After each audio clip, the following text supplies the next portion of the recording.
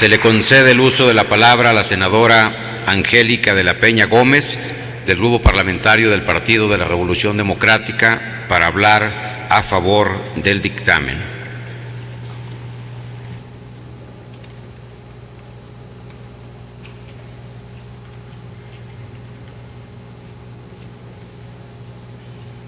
Con su venia, señor presidente, señoras senadoras, señores senadores, a lo largo del siglo XVIII hasta nuestros días, las discusiones en torno a la Ciudad de México han girado en 4 temas básicos, 5 temas básicos. El primero, su extensión territorial. Segundo, los derechos políticos de sus habitantes.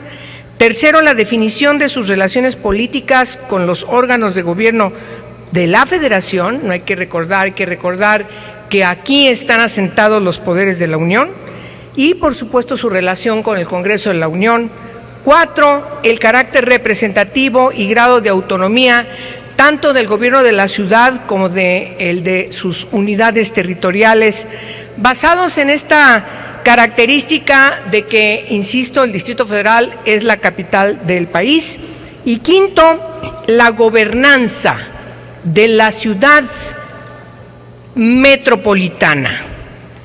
Su entorno, a partir de ser la ciudad, la metrópoli, donde además tiene una relación cotidiana, histórica, con los estados circunvecinos.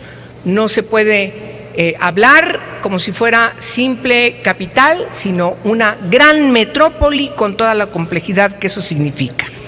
Por tanto, esta minuta significa uno de los avances más importantes de la historia política de la ciudad. Un avance gradual, sí, es un avance gradual, pero al fin es un avance. Esta reforma, que modifica 54 artículos de la Constitución, es un instrumento que reconoce y otorga derechos a los más de 9 millones de personas que vivimos en la ciudad. Y ese logro para que las y los habitantes de esta ciudad gocemos de la ciudadanía plena. Esta reforma saldará, pues, una deuda histórica a quienes desde 1928 se les negaron sus derechos políticos básicos y a quienes a partir del 78 se les ha negado paulatinamente el acceso a una democracia plena.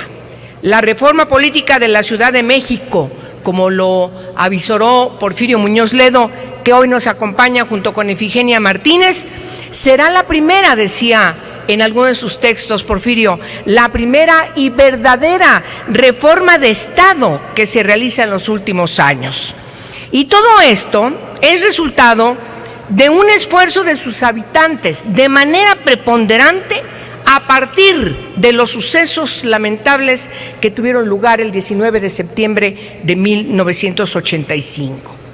Las y los habitantes de esta ciudad lograron organizarse para sustituir la incapacidad gubernamental, dando lugar a la solidaridad manifiesta de todos y de todas quienes salieron a las calles a buscar entre los restos derrumbados a sus vecinas, a sus vecinos. No se podía a partir de entonces detener este ánimo, este ímpetu de quienes habitan esta ciudad para seguir a partir de esos lamentables sucesos, insistir en la importancia de transitar a reconocer los derechos civiles y políticos de quienes viven aquí.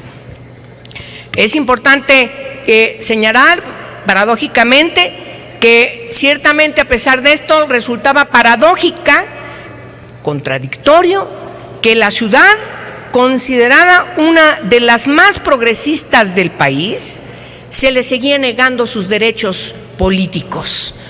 Los derechos políticos que hoy estamos a partir de un gran caminar, de una gran insistencia, de grandes negociaciones año con año, legislatura tras legislatura, una, otra y otra, y al final hoy, en este día, en esta tarde, estamos concretando finalmente, después de una revisión a la minuta que se envió a la Cámara de Diputados, ya el inicio hacia que sea votada esta reforma en los congresos locales. La diversidad política y cultural que se ha logrado en la ciudad no se podría entender, perdónenme que lo digan de manera clara y precisa, sin los derechos y las libertades que se reconocen a quienes habitan aquí. ¡Qué paradójico!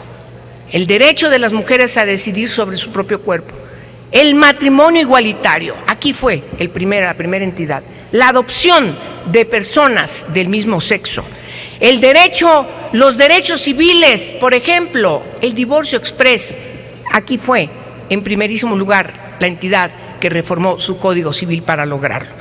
También la práctica del presupuesto participativo y también las consultas vinculantes. ¿O no? Las consultas ya llegaron también para quedarse. Y en ese sentido, a pesar de que nosotros criticamos mucho esta conclusión, que hay una gran cantidad de concesiones, nadie se puede decir que se lleva todo. Aquí se negoció esta reforma, fue un proceso gradual, un proceso paulatino, para finalmente llegar a una decisión. Nunca más el presidente de la República o el Congreso de la Unión volverá a decidir sobre el nombramiento del procurador o procuradora o del secretario de Seguridad Pública. Ya, aunque no es un Estado configurado plenamente como una entidad federativa, ya no más Distrito Federal, ahora es la Ciudad de México, sui generis, y por supuesto contará con el pleno reconocimiento de sus poderes, de sus órganos y de sus instituciones.